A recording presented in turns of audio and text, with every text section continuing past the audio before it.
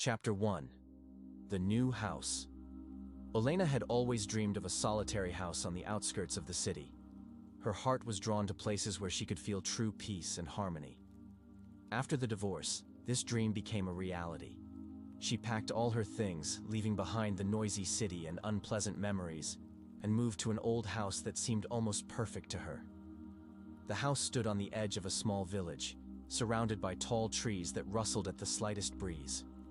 High ceilings and wooden floors gave it a certain elegance, and the attic with a large chimney pipe made her think of the house's long history. The smells of dampness and age slightly unsettled her, but she quickly got used to them. It was her corner of the world, her refuge, where she could escape from all the troubles. A few candles and blankets will change everything, she thought, arranging the furniture and making the rooms more cozy. The next day, while inspecting the house, Elena stumbled upon an old telephone in the corner of the attic.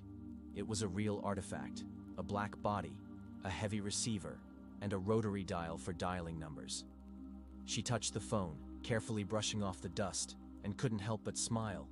This object immediately brought back memories of her childhood. "Oh, my grandmother had one like this," she said quietly, as if explaining it to someone. The phone looked antique and impressive, so Elena decided to keep it. It complemented the atmosphere of the house perfectly, adding a touch of mystery. "I might even restore it," she thought before placing it on a small table in the living room. Looking at the phone, Elena could not have imagined that this object would become the beginning of events that would change her life forever.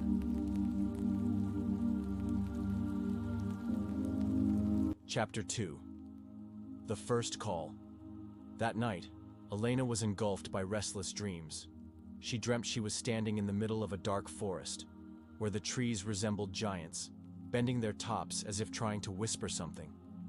In the twilight between the trees, a little girl appeared. Her white dress resembled clothing from the past century, and her bare feet barely touched the ground. "Turn back. Turn back," she whispered, but her voice sounded too close, as if she was standing right behind Elena. Elena woke up, trembling. Her heart was pounding, and the same whisper echoed in her head. "It's just a dream," she reassured herself, though the feeling of unease stayed with her the entire day. On the second night, when she went to bed, an unusual silence enveloped the house.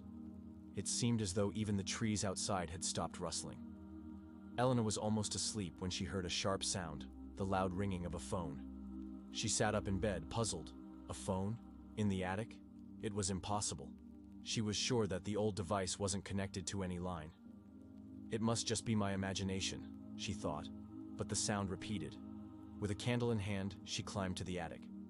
The faint light illuminated the dark space, and she saw the phone ringing anxiously. Elena slowly approached it, hesitating whether to pick up the receiver. When she lifted the receiver, a barely audible sound came from the other end. Faint breathing. At first, she thought it was static, but the breathing was uneven and childlike. "Who is this?" Elena asked, trying to keep her voice calm. There was no answer, only the breathing, which seemed to be getting closer. She hung up the receiver, trying to convince herself it was just a technical glitch, but the calls didn't stop.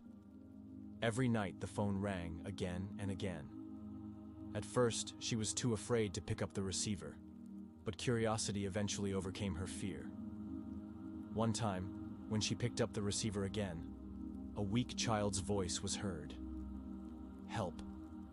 Could you help me?" These words pierced her with cold to the very bone. The voice sounded so sad and helpless that she couldn't help but feel sympathy, despite her fear. "Who are you? Where are you?" Elena asked, but the line went silent. Only silence remained in the house, and it was even scarier than the call. She hung up the receiver, but the feeling that someone was watching her never left.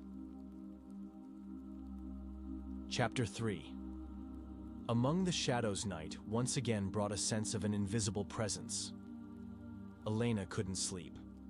Her thoughts were like fog, flooding her consciousness and blurring everything that should have been clear. With each call, the phone became a part of her nights, and the little voice in the receiver reminded her of that strange dream. The girl in the old dress standing in the middle of the forest. Turn back. Turn back. These words echoed in her mind like an echo. Was the child real? Or was it just a figment of her imagination, born from her own fears and anxieties? Elena tried to find an explanation, a logic, but the more she thought, the more she felt that the shadow of some invisible observer hung over the house. She went down to the attic to arrange things, hoping to distract herself from her thoughts. At first, it was easy. She moved boxes and folded old sheets, but the longer she stayed in the attic's darkness, the more she felt like someone was watching her. At first, it was just quick glances, which she didn't pay attention to, but over time, she began to feel cold breath surrounding her from all sides. She spun around sharply, but saw no one.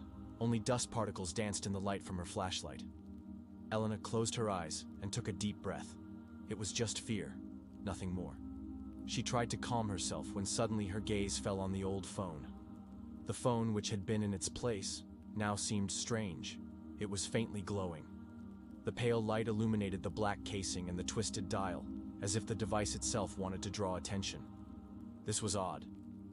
Elena approached it, feeling her heart speed up.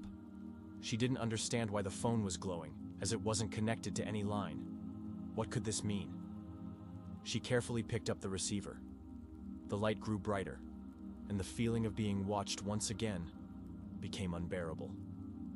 "Who is this?" Elena asked again, this time with more determination. The voice in the receiver was the same, weak, almost inaudible, but clearly expressed. "Turn back. Help me." Elena shuddered. Her legs felt weak, but she decided to approach the window to get some fresh air and calm down. The wind began howling outside the window, and the feeling that someone was really nearby did not leave her. But when she turned back to the phone, she saw something that froze her heart. The phone had turned black. It was no longer just an old device. It had become something else. Whether the invisible fear was consuming everything around her, or the very entity behind it was changing its form, she couldn't tell.